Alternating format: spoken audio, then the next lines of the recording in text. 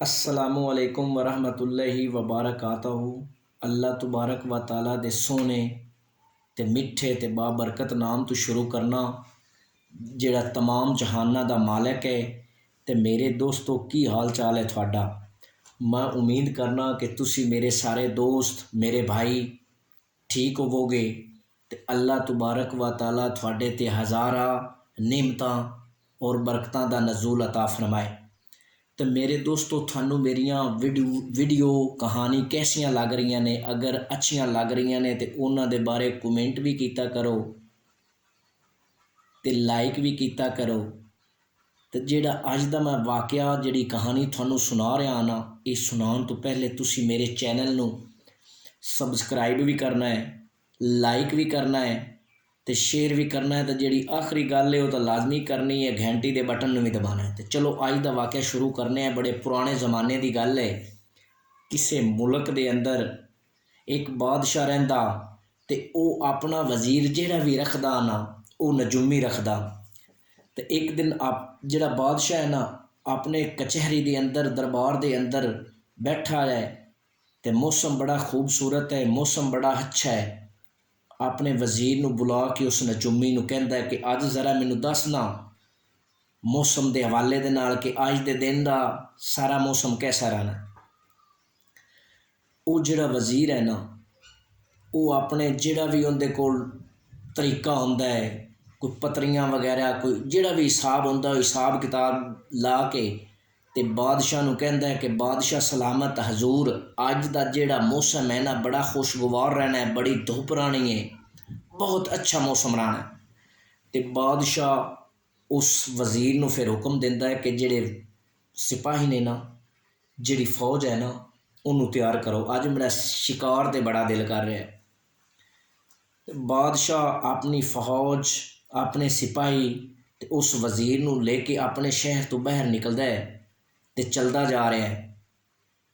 सामने एक किसान आ रहा है, एक जिमीदार आ रहा है। तो जदों वेखदा ना कि बादशाह की सवारी नूं, बादशाह के लश्कर नूं वेखदा है, तो वह अपने को जिहड़ी उहदे कोल सवारी होंदी है वह हुंदा है खोता, गधा।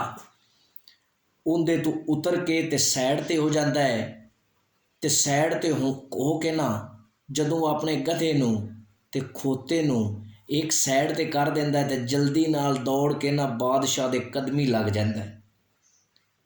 जदों कदमी लगता है ना, बादशाह की सवारी रोक लैंदा है ते बादशाह नूं कहंदा है कि यह बादशाह सलामत, तुसी साडे इलाके दे बादशाह हो, हुक्मरान हो, साडे मुल्क दे हुक्मरान हो।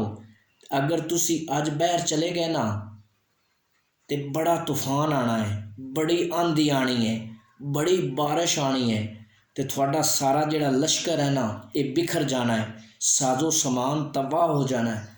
तो इस वास्ते तुसी अज शिकार की गरज के नाल बाहर ना जाओ। जदों इतनी गल करता है ना तो बादशाह हैरान भी होंदा है ते परेशान भी होंदा है। अपने वजीर नूं बुला के ना पुछदा है कि यह वजीर, यह जिहड़ा जिमीदार है, यह किसान है, ये की गल कर रहा है।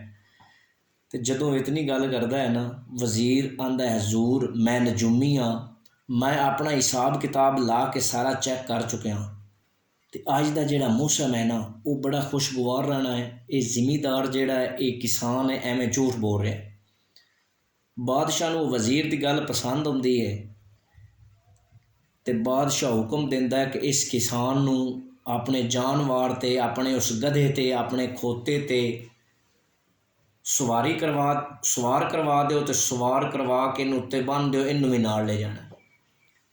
चलते जा रहे हैं। जदों जंगल के अंदर बादशाह पहुँचता है ना, अल्लाह की करनी ऐसी होंदी है कि मौसम खराब होना शुरू हो जाता है, बदल आ जाते हैं, बहुत तेज़ आंधी चलना शुरू हो जाती है, बारिश आना शुरू हो जाती है, ज़ालाबारी शुरू हो जाती है, गड़ा अल्लाह तबारक व तआला पा दिंदा है। तो वह जिहड़ा लश्कर है ना बादशाह का वह बिखर जाता है। कुछ लोग किधरे चले जाते हैं, कुछ किधरे चले जाते हैं उस हवा दे नाल, उस आंधी दे नाल। ते जदों इतना होंदा है ना, सारा बादशाह का लश्कर जिहड़ा है वह बिखर जाता है। आखिरकार बड़ा मुश्किल वक्त दे नाल बादशाह चलदा चलांदा अपनी कचहरी के अंदर पहुँचता है, अपने दरबार के अंदर पहुँचता है तो हुक्म देंदा है कि जेड़ा फलाना किसान जिमीदार है ना, अपनी फौज नूं उहनूं लभ के ले आओ। तो वह जिहड़ी बादशाह के हुक्म के मुताबिक वो जिहड़े सिपाही ने वो जदों वो किसान दे ले जाते हैं ना, उन्होंने बड़ी मुश्किल के नाल तलाश करके ले आते हैं, बादशाह की दरबार के अंदर पेश करते हैं। तो बादशाह उस किसान नूं, उस जिमीदार नूं आंदा है कि अज तू मेरा वजीर है। किसान आंदा बादशाह सलामत, मैं वजारत के लायक नहीं हाँ, मैनू वजारत का नहीं पता, मैं वजीर नहीं हो सकता, मैं तो एक आम इंसान हाँ, जिमीदार हाँ, मैं वजीर नहीं हो सकता। बादशाह आंदा नहीं, तू मेरा वजीर है, तू नजूमी है। उस दिन मेरे वजीर ने मैनू दस्या कि अज मौसम बड़ा खुशगवार रहना है, ठीक रहना है, लेकिन तू उल्टा दस्या कि अज मौसम खराब हो जाना है, तुसी बाहर ना जाओ, जलील हो जाओगे, खबार हो जाओगे। तो उस तरह ही हो रहा, तू मेरा जिहड़ा है ना वजीर है। वो किसान नहीं मनता। वो फिर बादशाह पुछदा है कि तेनू पता किस तरह चलिया है कि तू दस दिता है कि अज बड़ी आंधी आनी है, तूफान आना है, बारिश होनी है।